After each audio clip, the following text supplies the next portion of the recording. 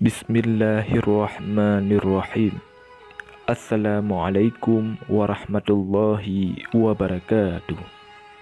Innal hamdalillah nahmaduhu wa nasta'inuhu wa nastaghfiruh wa na'udzu billahi min syururi anfusina wa min sayyiati a'malina.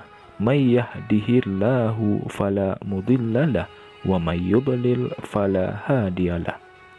Asyhadu an la ilaha illallah wahdahu la syarikalah wa asyhadu anna Muhammadan abduhu wa rasuluh. Allahumma salli ala sayyidina Muhammad wa ala ali sayyidina Muhammad. Syukur alhamdulillah kita dapat berjumpa kembali di channel ini. Harapan dan doa saya, semoga saudaraku semua yang menonton video ini selalu diberikan kesehatan, dilapangkan rezekinya, diampuni dosanya, dan dipanjangkan umurnya. Amin. Amin. Ya Rabbal Alamin.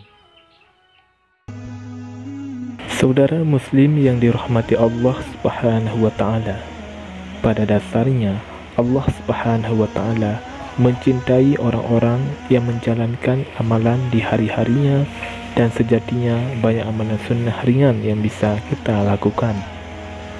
Di antara amalan-amalan ini juga memiliki pahala besar. Rasulullah SAW pun menganjurkan pada umatnya agar selalu mengamalkan hal-hal kecil yang tentunya berpahala. Rasulullah SAW bersabda, manusia yang paling dicintai oleh Allah adalah yang paling bermanfaat untuk manusia.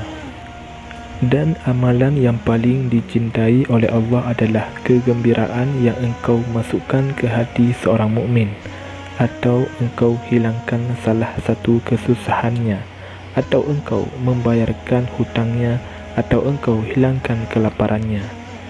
Dan aku berjalan bersama saudaraku untuk memenuhi kebutuhannya, itu lebih aku cintai daripada beriktikaf di Masjid Nabawi selama sebulan lamanya. Dan siapa yang menahan marahnya, maka Allah akan tutupi auratnya.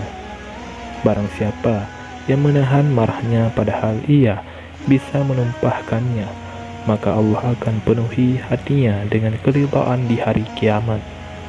Dan barang siapa berjalan bersama saudaranya sampai ia memenuhi kebutuhannya, maka Allah akan mengokohkan kedua kakinya di hari ketika banyak laki-laki terpeleset ke api neraka. Hadis riwayat At-Tabrani, disahihkan oleh Albani. Menurut Ustadz Hasan Al-Jaizi, ada beberapa amalan ringan yang berpahala besar dan juga tidak akan kesulitan untuk menjalankannya. Lantas apa saja 8 amalan ringan yang punya pahala besar agar mudah masuk surga? Yang pertama, mendoakan orang lain dalam kebaikan. Tidak ada seorang muslim pun yang mendoakan kebaikan bagi saudaranya sesama muslim tanpa sepengetahuannya, melainkan malaikat akan berkata, dan bagimu juga kebaikan yang sama. Hadis riwayat Muslim.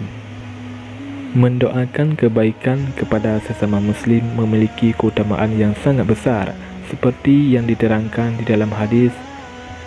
Malaikat akan mencatat segala amal kebaikan manusia yang juga melakukan hal serupa. Yang kedua, menjenguk orang sakit. Menjenguk orang yang sedang sakit merupakan kewajiban seorang muslim kepada sesamanya. Perbuatan tersebut nyatanya memiliki pahala yang besar.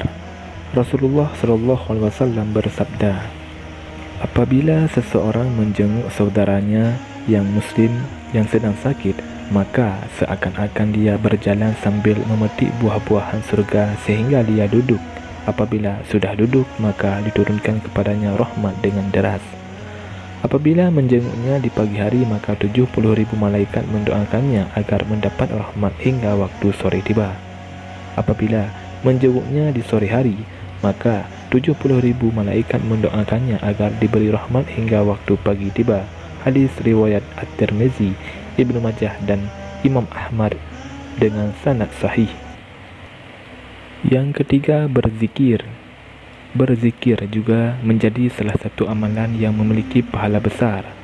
Selain itu, ketika berzikir maka kita akan selalu terfokus kepada Allah Subhanahu wa taala dan berserah diri kepadanya. Zikir juga menjadi bentuk pujian dan tanda rasa syukur selain berdoa. Perumpamaan orang yang berzikir kepada Allah dan orang yang tidak berzikir adalah seumpama orang yang hidup dan mati. Hadis riwayat Bukhari. Yang keempat, puasa 3 hari setiap bulan. Puasa 3 hari setiap bulan juga memiliki pahala yang besar. Puasa yang dimaksud adalah puasa Senin Kamis, puasa Ayyamul Bid, puasa Asyura, dan puasa sunnah lainnya. Di dalam hadis disebutkan, sesungguhnya di surga ada satu pintu yang namanya Ar-Rayyan yang akan dimasuki oleh orang-orang yang sering berpuasa kelak pada hari kiamat. Tidak akan masuk dari pintu itu kecuali orang yang suka berpuasa. Dikatakan, manakah orang-orang yang suka berpuasa? Maka mereka pun berdiri dan tidak masuk lewat pintu itu kecuali mereka. Jika mereka telah masuk, maka pintu itu ditutup sehingga tidak seorang pun masuk melaluinya lagi. Hadis riwayat Bukhari dan Muslim. Yang kelima, membaca ayat kursi setelah salat. Setelah salat, biasanya dilanjutkan melakukan zikir dan berdoa. Selain itu, membaca ayat kursi setelah salat pun sangat dianjurkan. Bukan hanya bacaannya saja yang mudah dihafal, akan tetapi di dalam ayat tersebut juga memiliki pahala yang besar. Diriwayatkan dari Imam At-Tabrani dari Sayyidina Hasan bin Sayyidina Ali, Rasulullah SAW bersabda, barang siapa membaca ayat kursi setelah salat wajib, maka dia berada dalam perlindungan Allah hingga salat berikutnya. Yang keenam, muazzin. Muazzin adalah seorang yang mengumandangkan azan, mengingatkan manusia dalam panggilan salat. Selain suaranya yang sangat merdu, menjadi muazzin juga memiliki pahala yang besar. Seandainya orang-orang mengetahui pahala yang terkandung pada azan dan saf pertama, kemudian mereka tidak mungkin mendapatkannya kecuali dengan cara mengadakan undian atasnya. Niscaya mereka akan melakukan undian. Hadis riwayat Bukhari dan Muslim. Yang ketujuh, membaca Al-Quran. Sudah tidak diragukan lagi, membaca ayat suci Al-Quran tentunya akan mendapatkan pahala yang berlimpah. Jika kita rajin membacanya, Al-Quran juga akan menjadi syafaat ketika di hari kiamat kelak. Abu Umamah Al-Bahili radhiyallahu anhu berkata, aku telah mendengar Rasulullah SAW bersabda, bacalah Al-Quran karena sesungguhnya dia akan datang pada hari kiamat sebagai pemberi syafaat kepada orang yang membacanya. Hadis riwayat Muslim.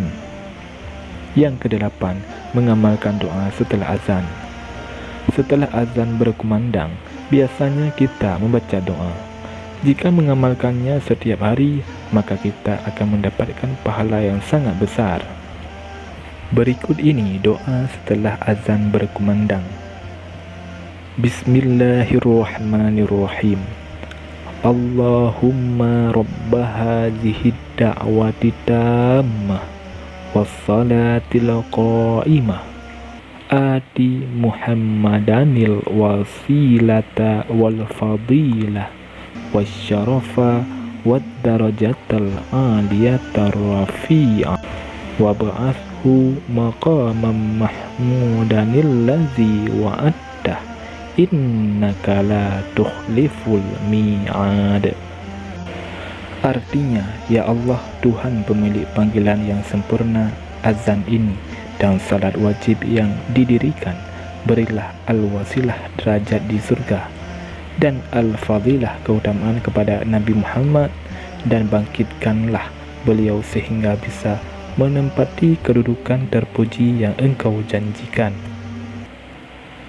Saudara muslim yang dirahmati Allah Subhanahu wa taala, demikianlah 8 amalan ringan yang punya pahala besar agar mudah masuk surga. Semoga apa yang saya sampaikan bermanfaat dan menjadi motivasi untuk kita semua agar senantiasa mengamalkannya setiap hari. Dan semoga Allah Subhanahu wa taala menempatkan kita semua ke tempat yang terpuji, yaitu surganya. Amin ya rabbal alamin. Wallahu a'lam bishawab. Assalamualaikum warahmatullahi wabarakatuh.